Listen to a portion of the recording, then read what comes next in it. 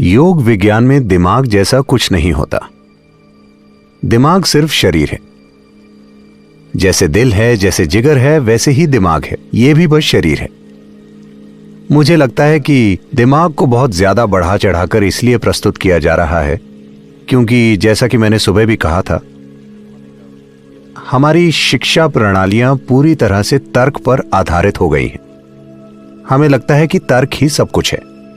अब मैं इसे बहुत ही कम शब्दों में कहने की कोशिश करूंगा। जब किसी बहुत ही जटिल चीज को कम शब्दों में कहा जाता है तो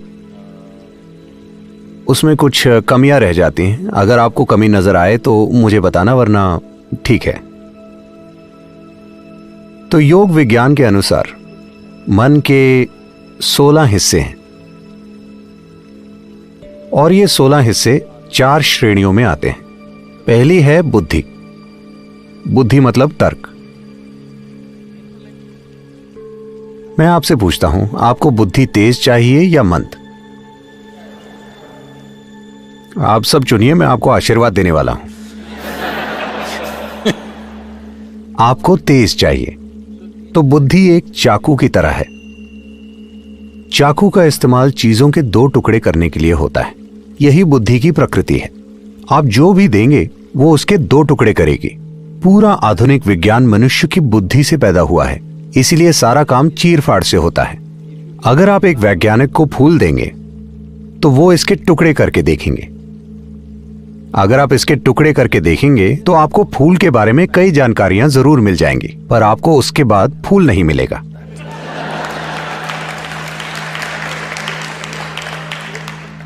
अगर अब आपको कुछ वाकई जानना है, मान लीजिए आपको आपकी मां के बारे में जानना है, कृपया उनके टुकड़े मत करना।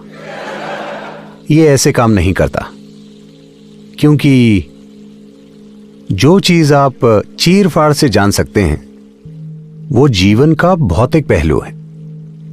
आप जीवन को चीर-फाड़ से नहीं जान सकते। सिर्फ भौतिक चीजों की चीर-फाड़ की जा सकती है।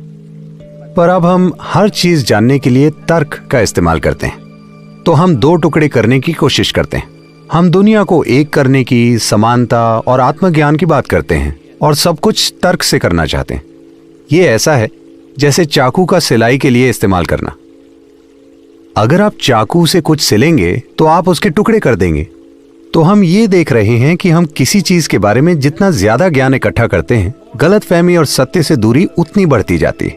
इसीलिए नहीं कि जानकारी बुरी है, पर इसीलिए क्योंकि हम चाकू से सिलने की कोशिश कर रहे हैं। तो तर्क एक चाकू की तरह है। इसे तेज होना चाहिए। यह जीवित रहने का औजार है। अगर आप में चीजों में फर्क करने का तर्क नहीं होता तो आप इस धरती पर जिंदा नहीं रह पाते। यह बहुत ही जरूरी है। लेकिन यह सिर्फ आपको जिंदा रख सकता है, पर यह तब तक काम नहीं कर सकता जब तक कुछ मात्रा में याददाश्त ना हो। अगर आपकी सारी याददाश्त मिटा दी जाए तो इससे फर्क नहीं पड़ता कि आपका भौतिक स्तर कितना है। अगर आपकी सारी याददाश्त चली जाए तो आप अचानक मूर्ख लगने लगेंगे। आप शायद तब भी बुद्धिमान हो, पर आप मूर्ख लगने लगेंगे। भारत में यह हमेशा होता है। लोग ग्रामीण और शहरी बच्चों को साथ बिठाकर उनका टेस्ट लेते हैं, सिर्फ इसलिए कि शहरी बच्चे के पास ज्यादा जानकारी है तो वो स्मार्ट लगता है। गांव का बच्चा मूर्ख लगता है, लेकिन आप उन्हें वास्तविक स्थिति में रखें तो आप देखेंगे कि वो ज्यादा स्मार्ट निकलेंगे, क्योंकि उनकी बुद्धि पूरी तरह से सक्रिय है। तो तर्क तभी समझदार लगता है जब आप उसे बहुत सी जानकारी का सहारा देते हैं। इसीलिए इंफॉर्मेशन टेक्नोलॉजी का इतना महत्व है और हर कोई जानकारी को लेकर पागल हो रहा है। वो केवल वक्त बर्बाद करने के लिए फोन में नहीं देखते रहते। उसकी वजह है कि सिर्फ उन्हीं छोटी छोटी जानकारियों के सहारे ही वो अपने समाज में, दोस्तों के बीच स्मार्ट नजर आते हैं। सिर्फ जानकारी होने पर ही वो स्मार्ट नजर आते हैं, उसके बिना वो कुछ स्मार्ट नहीं कर सकते। मैं आपको एक उदाहरण देता हूँ। हमारे यहाँ 2 तरह के स्कूल हैं। एक स्कूल आधुनिक है और वहां 30% बच्चे अमेरिका से भारत पढ़ने आते हैं, और दूसरा स्कूल पूरी तरह से पारंपरिक है। वहां हम उनको योग, शास्त्रीय नृत्य, शास्त्रीय संगीत, कलरीपायट्टू, जिससे सभी मार्शल आर्ट्स पैदा हुए हैं, संस्कृत और अंग्रेजी भाषाएं सिखाते हैं। उनको किसी तरह का शैक्षिक ज्ञान नहीं दिया जाता। ये कुछ साल पहले की बात है। सारे छोटे बच्चे हाथ धोने के लिए भागे। नल इतनी ऊंचाई पर है, 6 से 7 साल के बच्चे वहां तक पहुंच नहीं पाते। तो आधुनिक स्कूल के सारे बच्चे वहां जाकर बहुत सभ्यता से खड़े होकर इंतजार कर रहे थे कि कोई शिक्षक या कोई और आकर बेंच रखे जिस पर चढ़कर वो हाथ धोएंगे।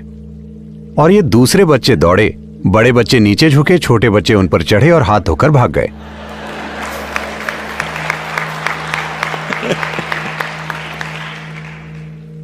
तो आजकल तर्क को बहुत ज्यादा महत्व दिया जाता है और बुद्धि के दूसरे आयामों को बिल्कुल विकसित नहीं किया जाता। तो मन के अगले आयाम को अहंकार कहते हैं, जिसे हमने पूरी तरह से नजरअंदाज कर दिया है। कई लोग अहंकार को ईगो समझते हैं, लेकिन ऐसा नहीं है। अहंकार मतलब पहचान। आपकी पहचान किस आधार पर बनी है? क्योंकि तर्क मुख्य रूप से उस पहचान की रक्षा करने का साधन है जो आपने अपने लिए बनाई है। अगर मैं कहता हूं कि मैं भारतीय हूं, तो अचानक मेरा तर्क मुझ में वैसे विचार पैदा करेगा। मुझ में इसके लिए जीने और मरने की इच्छा होगी। अगर आप बस एक कपड़े का टुकड़ा लोगों को दिखाएं, मेरा मतलब झंडा, तो लोगों की आंखों में आंसू आ जाएंगे। यह सिर्फ एक पहचान है। अगर वो कहीं और रह रहे होते और आप वहां का झंडा दिखाते, तब भी यही होता। भारत और पाकिस्तान में यह आसानी से नजर आता है, क्योंकि ये एक ही देश था, पर अचानक किसी ने रेखा खींच दी और सारी भावनाएं जैसे काम करती हैं वो अद्भुत है, सिर्फ इसलिए क्योंकि आपने इसके या उसके आधार पर अपनी पहचान बनाई है। तो तर्क एक साधन है जो आपकी पहचान की रक्षा करता है। पहचान वो साधन है जिसकी वजह से तर्क एक निश्चित तरीके से काम करता है। निश्चित तरीका मतलब, मान लीजिए आप सिर्फ इस एक व्यक्ति यानी मैं के रूप में अपनी पहचान बनाते हैं, तो आपकी बुद्धि हर वक्त सिर्फ आपका बचाव करने का प्रयास करेगी, हर वक्त बस यही करेगी। अब अगर मैं ये कहूं कि मेरा परिवार मेरी पहचान है, तो आपकी बुद्धि उसका बचाव करने की पूरी कोशिश करेगी। ये समुदाय, जाति, धर्म, देश कुछ भी हो सकता है। हमने जाति, धर्म और देश के नाम पर कितने ऐसे कार्य किए हैं जो बिल्कुल मूर्खतापूर्ण और अमानवीय हैं, लेकिन हम उन्हें बड़े गर्व के साथ करते हैं क्योंकि हमने अपनी पहचान उनके आधार पर बनाई है। यही पहचान की प्रकृति है। अगर उसी समानता को आगे बढ़ाना हो, तो अगर बुद्धि चाकू है, तो जो हाथ उसे पकड़ता है वो पहचान है। आप मुझे बताइए, चाकू के काम करने के लिए यह जरूरी है कि चाकू तेज हो, लेकिन चाकू से विनाश होगा या विकास, ये उस हाथ पर निर्भर करता है जिसने उसे पकड़ा है ना? लेकिन आजकल हमारे समाज में, हमारी दुनिया में हाथ के विकास के लिए कुछ भी नहीं किया जा रहा। हम अपनी छोटी से छोटी पहचानें बनाते जा रहे हैं। इससे हर हाल में अशांति ही होगी, मनुष्य के भीतर भी और बाहर की दुनिया में भी। कोई और रास्ता नहीं है। प्राचीन काल से ही पूर्वी संस्कृतियों में हमेशा ब्रह्मांडीय पहचान की शिक्षा दी जाती है। अहम ब्रह्मास्मि। 12 साल की उम्र में आपको यह पता होना चाहिए, अहम ब्रह्मास्मि, इसका अर्थ है मैं ब्रह्मांड हूं। असीम के आधार पर पहचान बनने से पहले शिक्षा बिल्कुल नहीं दी जानी चाहिए। सिर्फ पहचान स्थापित होने के बाद ही शिक्षा होनी चाहिए, क्योंकि सही तरह की पहचान के बिना शिक्षा विनाशकारी हो जाती है। क्योंकि आपके पास एक सीमित पहचान है। हम चाहे जो कुछ भी कहें, लेकिन मूल रूप से सारे अपराध, सारे बुरे और भयंकर काम जो हम करते हैं, वो सीमित पहचान की वजह से ही हैं, है ना? ये मेरा तरीका है, वो आपका तरीका है। ये मेरा देश है, वो आपका देश है। ये मेरा धर्म है, वो आपका। ऐसा ही होता है। पहचान का विकास किए बिना ही हम चाकू को तेज बना रहे हैं। हमारा हाथ अस्थिर है, पर हम चाकू को तेज बना रहे हैं और याददाश्त से उसे शक्तिशाली बना रहे हैं। तो मन के अगले आयाम को मनस कहते हैं। ये याददाश्त का संग्रह है। यहां याददाश्त के 8 आयाम हैं। इसमें 5 तत्वों की याददाश्त, परमाणु के स्तर पर याददाश्त, विकास संबंधी याददाश्त, कर्मों की याददाश्त, सचेतन की याददाश्त, अचेतन की याददाश्त, स्पष्ट याददाश्त, अस्पष्ट याददाश्त, ऐसी ही याददाश्त की कई सारी अवस्थाएं हैं। जैसे हमने पहले ही चर्चा की थी, इस शरीर में हर उस चीज की याददाश्त है जो इस ग्रह पर हुई है। अगर हम पर्याप्त ध्यान दें तो हम सिर्फ इसे देखकर ही जान सकते हैं कि जीवन का विकास कैसे हुआ है। सिर्फ 150 साल पहले चार्ल्स डार्विन ने इस ग्रह के जीवन का अध्ययन किया और जीवन के विकास के बारे में बताया था। But over 15,000 years ago, Adi Yogi spoke about how life evolved. लेकिन आदि योगी ने 15,000 साल पहले ही इसके बारे में बात की थी। उन्होंने पहले ही कहा था, लगभग हर भारतीय ये जानता है, लेकिन सचेत नहीं है, 10 अवतार हैं। आप ये सब काफी पढ़ रहे होंगे। पहला अवतार मछली या पानी के जीव, फिर जल स्थल चर जीव, फिर स्तनधारी जीव, फिर आधा मनुष्य आधा जानवर, फिर बौना मानव, फिर पूर्ण विकसित लेकिन क्रोधी मानव, फिर शांतिपूर्ण मानव, फिर प्रेममय मानव, उसके बाद ध्यानमय मानव और आखिर में दिव्यदर्शी मानव होने की मान्यता है। ये किसी एक आदमी की कहानी नहीं है, ये इस ग्रह के जीवन के विकास की कहानी है।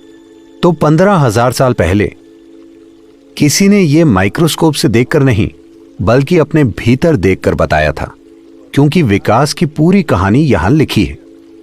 योग विज्ञान इसी पर केंद्रित है कि याददाश्त के अलग अलग आयामों को कैसे सक्रिय करें, क्योंकि अगर आपकी याददाश्त सीमित है तो आप हर हाल में बचकाने काम करेंगे।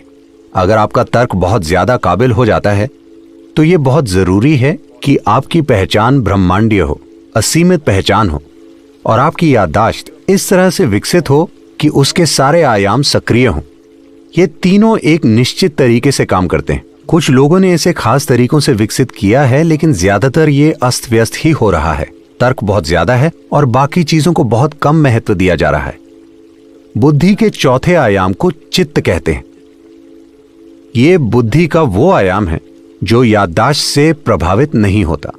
हमें समझना चाहिए कि हम अभी जैसे हैं वो सिर्फ हमारी याददाश्त की वजह से, चाहे वो हमारी त्वचा का रंग हो या हमारी पहचान किस रूप में है, हम पुरुष हैं या स्त्री, सब कुछ याददाश्त तय करती है।